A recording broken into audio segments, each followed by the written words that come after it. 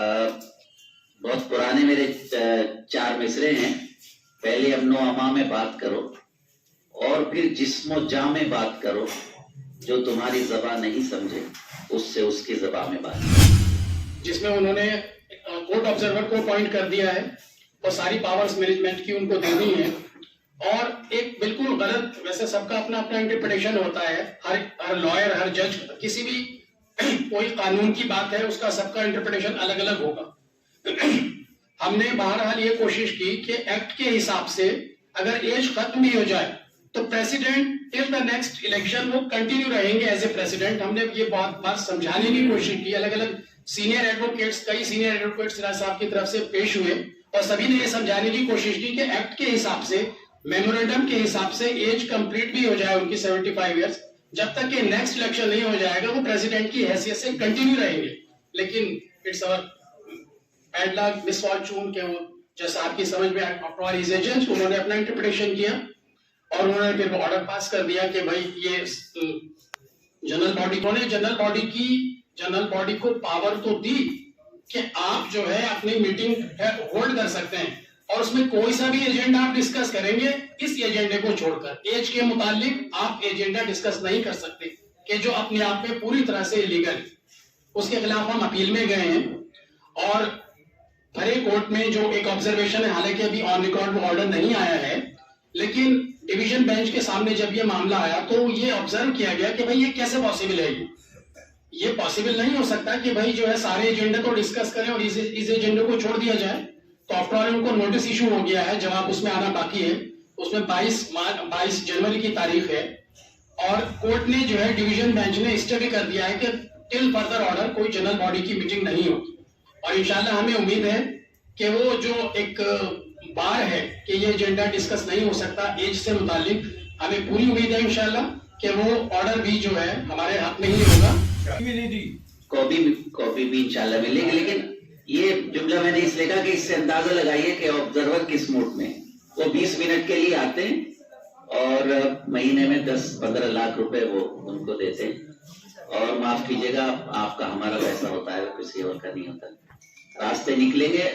उन्होंने बीच में assistant observer और ऑब्जर्वर से ही हम लोगों को खतूत लिखवाए कि बाकी जो पैसा है आपका सालाना वो जमा करें, नहीं तो आप वोट नहीं दे सकते। बहरहाल मैक्सिमम लोग जमा कर रहे हैं, वो कर भी देंगे, लेकिन ये इसका मैटर नहीं है।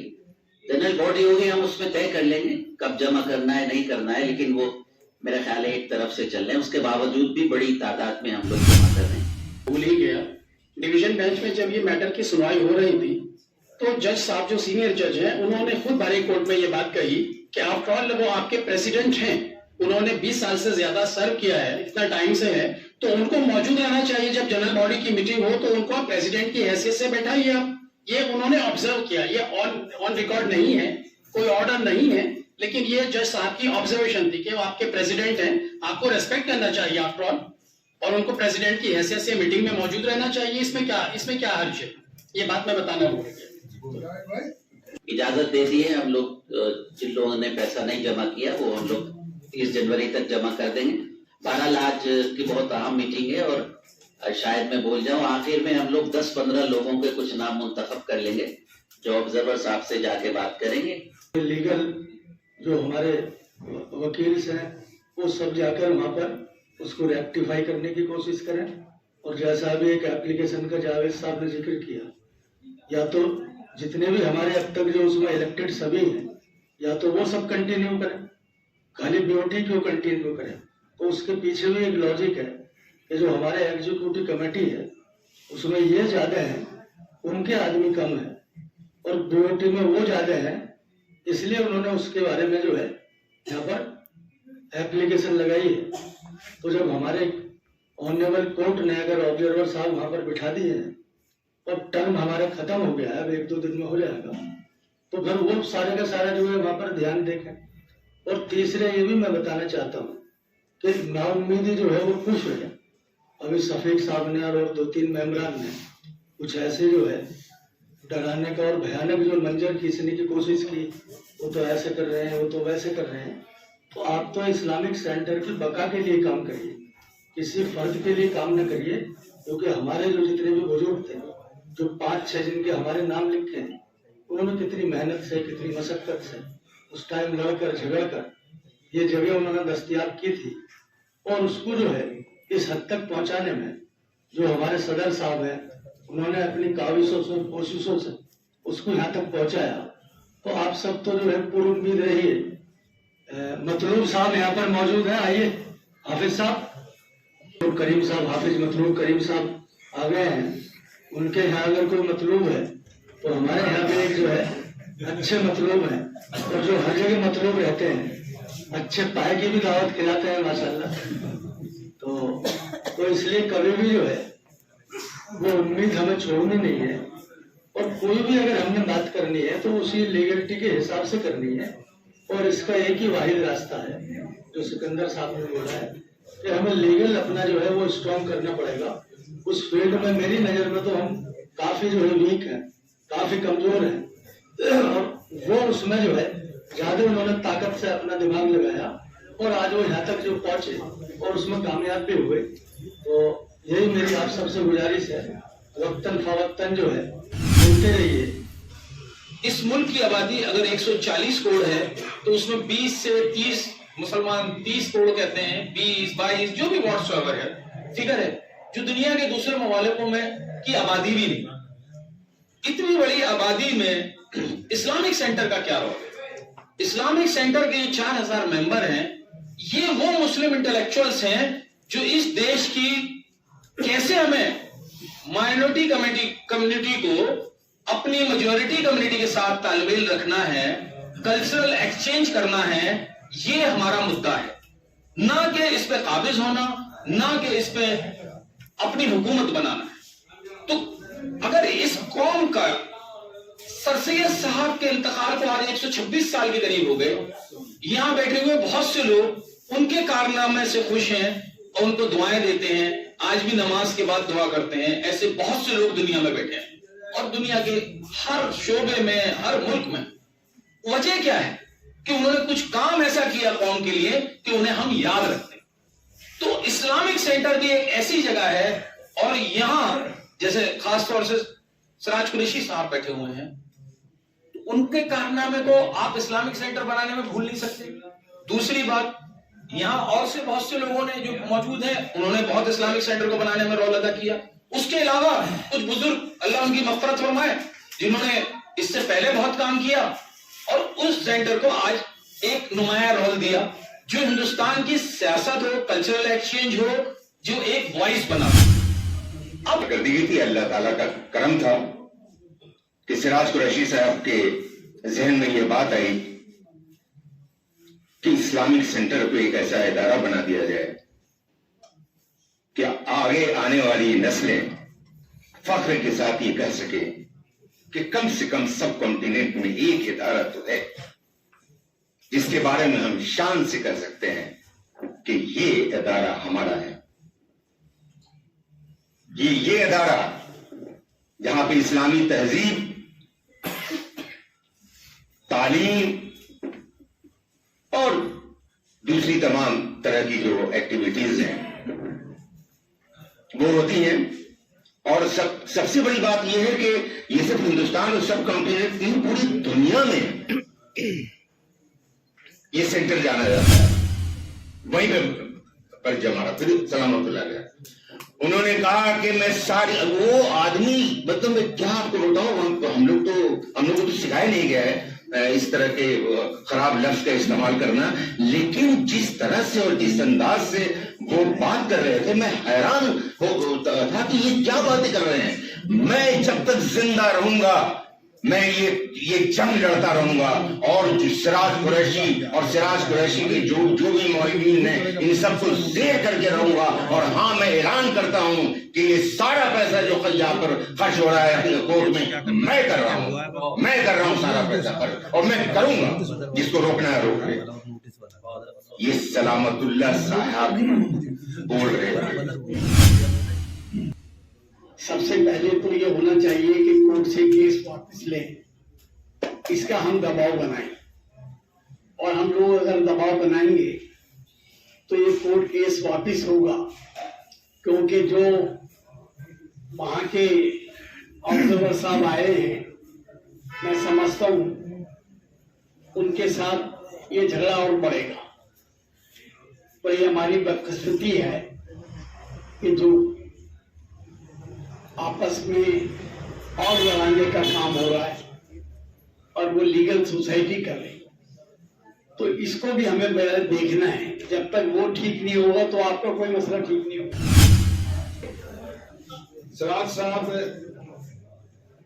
का जो जब अप्रैल का महीना शुरू हुआ और जहां से हालात बिगड़ने शुरू हुए, उसकी जब तफसील से जाएंगे तो बड़े अजीब से हालात हैं। सिराज साहब के पिछले 20 सालों में जिन लोगों ने भी मुखालफत की, वो कोई भी अभी नहीं है सामने। इनके सामने वो लोग हैं जो इन्हीं के दामन के आस्तीन के पाले हुए सांप हैं। अब ये तय करें इन्होंने कैसे पाला था उसको। वही वो लोग हैं जो आज इनके दुश्मन भी हैं, इनके सामने केस भी करके रखे हुए हैं और इनके सामने तमाम तरह की बुराइयों के लिए सामने खड़े हैं इनके। और इनके ही नहीं, इनके जो चाहने वाले हैं उनके पीछे भी पड़े हुए हैं वो तमाम। तो अब ये आपको तय करना है कि इनके साथ आप जब दे रहे हैं तो अपने जो हदूद है आपकी, जो लिमिटेशंस है आपके, उसको किस लिमिटेशन तक कहां तक ले। ये शोरीदा मिजाजी के सबब तेरे नहीं,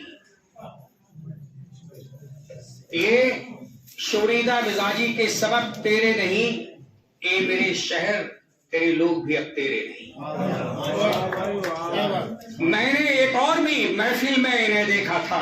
जनाब सर, आपकी तवज्जो दे रहा हूं, मैंने कई बार आपको आगाह किया था, बदकिस्मती से मैं आगाह करने में कामयाब नहीं हो सका। हकीकत ये थी कि मैंने कई और भी महफिल में इन्हें देखा था। ये जो तेरे नजर आते थे ये सब तेरे नहीं, ये नई धुन पे थिरकते हुए, ये बहर लहजा नई धुन पे थिरकते हुए लोग। अब कुछ और लोग डांस करा रहे हैं कुछ लोगों को। मेरी बात मुकम्मल हो गई होगी आप। ये बहर लहजा नई धुन पे थिरकते हुए लोग, किसको मालूम ये कब तेरे हैं कब तेरे नहीं। और आप हजरात से इस इल्तमास के साथ कि ये अदारा आपके बुजुर्गों ने बड़ी मेहनतों के साथ तैयार किया था। चंद महीनों में मई से लेकर आज तक ये जिस नहज पे पहुंच गया है उसमें शर्म के अलावा कुछ भी नहीं। क्या ये इस्लामिक कल्चर है जो मैसेजेस के थ्रू हो रहा है? क्या मेरी गैरत बाहर बरती गैरत की गवारा करेगी कि जनरल बॉडी को कुछ ना समझा जाए? कोर्ट में ये बहस है जनरल बॉडी इज नथिंग। पूछिए आप उनसे कसम देकर। ये 6 लोग हैं, सब कुछ जनरल बॉडी कुछ नहीं, एग्जीक्यूटिव कुछ नहीं, सदर कुछ नहीं, वाइस प्रेसिडेंट कुछ। और अब ऑब्जर्वर के तहत ये पूरा सिलसिला चल रहा है। तो मैंने इस पस मंजर में ये तय किया है जनाब सर, आप हजरात के गोशगुजार कर दूं कि मैं जनरल बॉडी को सुप्रीम समझता हूं और मैं समझता रहूंगा। जनरल बॉडी जब इलेक्शन डिक्लेयर करेगी तो ये बाहर बरती इलेक्शन लड़ेगा अगर जिंदगी बखैर रही। मैं ऑब्जर्वर के सुपरविजन में जाती तौर पर कोई इलेक्शन नहीं लड़ूंगा। मेरी जनरल बॉडी सुप्रीम है और जनरल बॉडी ही इस अदारे को बचाएगी। न ऑब्जर्वर साहब बचाएंगे सॉलिट्यूड से, न ये 6 लोग बचाएंगे। इन 6 लोगों के बारे में मैं कुछ कहना नहीं चाहता क्योंकि वक्त बहुत ज्यादा हो गया। लेकिन ये आप तमाम हजरात का फर्ज कफाया होगा अगर आप इस अदारे को बचा लेंगे। 25 बरस की मेहनत 5 महीनों में तबाह बर्बाद करने के कगार पे उन्होंने लगा दिया है। आप जुबान अगर सुनेंगे मैसेजेस में तो लगता है इंसान की जुबान है। बिल्कुल नहीं है, बेशरम लोग हैं। कौन सा वो अनपार्लियामेंट्री लफ्ज है जो छूट गया है? And they are claiming they are the members of India Islamic culture centre. This is Islamic culture. इधर से कुछ नहीं गया। अगर वो ये बता दे कि इधर से कुछ बदतमीजी हुई है तो मैं पब्लिकली माफी मांगने को तैयार। उधर से मुसलसल बदतमीजियों का सैलाब है। खुदा ना इसको बचाइए। आगे आइए, वक्त निकालिए। आप तमाम हजरात आज भी तशरीफ लाए, मैं दिल की गहराइयों से आपका शुक्रिया अदा करता हूँ। वोट के अंदर हमने इतनी बार कहा कि भाई पैसा जमा कर लो, थोड़े थोड़े पैसे जमा कर लो, लेकिन किसी ने भी एक नया पैसा जमा नहीं किया। सबसे लास्ट मीटिंग हुई तो मैंने कहा 1 रुपया दे दो, कम से कम नाम तो हो जाएगा कि आप लोगों ने भी कॉन्ट्रीब्यूशन दिया है, तो वो भी किसी ने नहीं सुना। और ये जो है इनमें किसी का बस का है भी नहीं काम करना। तो लोग ये कहते हैं कि तुम्हारी गलती है, तुम्हें लेकर आए थे उनको, वाकई में लेकर आया था, मेरी गलती इसके अंदर है। लेकिन मैं देखिए आप सब लोगों के साथ, आप लोग यहाँ पे 4000 मेंबर समझता हूँ, 4500 मेंबर बैठे हुए हैं। मैं एक ही बात कहता हूँ कि मुझे सेंटर को बचाना है, मुझे नहीं, मतलब आपने बचाना चाहा, 4000 लोगों ने बचाना है सेंटर को। मेरा कोई भी रोल नहीं है, मैं अपने घर बैठ जाऊंगा, मैं सेंटर में नहीं आऊंगा, क्योंकि सेंटर की बरकत के लिए, उसकी इज्जत के लिए काम कर रहे हैं। आप लोग जो है उसको बचाओ, क्योंकि इन लोगों के बस का नहीं है। ये मुझे समझते हैं कि शायद मैंने एक्चुअली इनको बहुत इज्जत दे दी, मुझे ऐसा लगता है इनको इज्जत ज्यादा मिल गई है, तो मैं सेंटर के लिए हर कुर्बानी देने के लिए तैयार हूँ। यहाँ पे जिक्र हुआ 3 बार, कोर्ट ने भी कहा कि आप बैठ के आप मसाले की बात कर लो। कई लोगों ने 7-8 बार बात हुई, डॉक्टर साहब ने कहा, डॉक्टर भाई साहब ने सब बात बताई, लेकिन सुना ही नहीं। सेंटर पे पूरा आपका हक है, और एक मेंबर जो है वो एग्जीक्यूटिव का हो या उसने वोट को जिता के भेजा हो, वो पूरी हैसियत रखता है। आप लोगों की ताकत जो है ना वोट के मेंबर्स की, जनरल बॉडी मेंबर्स की बहुत ज्यादा है, वोट से बहुत ज्यादा है। आज वोट को ये समझा जाता है कि वोट जो है वो सुपर पावर है, जबकि आपकी काम है, आप जो मेंबर्स हैं वो सुपर पावर है। आप लोगों को एक्शन लेना चाहिए। मैं किसी के खिलाफ नहीं कहता, किस खिलाफ जाना चाहिए। 6-7-8 लाख रुपए जो है महीने का खर्चा हो रहा है, 9 लाख रुपए जो है खर्चा जा रहा है। अब कोर्ट ने ये बात कही थी, 3 मुद्दे थे कोर्ट के, जावेद साहब बताएंगे। एक, कोर्ट ने ये ऑर्डर ये किया कि आप जो है सारे मेंबर्स की स्क्रूटनी करवाइए और उसकी एक लिस्ट तैयार करिए, उसका ऑडिट होना चाहिए। ऑडिट होने के बाद हमको सबमिट करिए, फिर उसके बाद जो है मीटिंग करिए बोर्ड की, एग्जीक्यूटिव कमेटी उसकी, जनरल बॉडी की, और फिर उसके बाद इलेक्शन कराइए। आपका इतने रोल है। ये 3 चीजें नहीं कोर्ट की, ये 3 चीजें थी कोर्ट की। लेकिन कोर्ट जो ऑब्जर्वर जो है वो 7 ऑब्जर्वर बैठे हैं वहाँ पे। अब एक ऑब्जर्वर नहीं है, 7 एडमिनिस्ट्रेटर बैठे हैं, 7 ऑब्जर्वर बैठे, तो 10 लोगों की टीम बैठी है वहाँ पे जो उसको सेंटर को चला रही है। वो सेंटर कैसे चल रहा है, कैसे नहीं चल रहा है, मुझे इस बात को बताने की जरूरत नहीं है। और मैंने जिस दिन से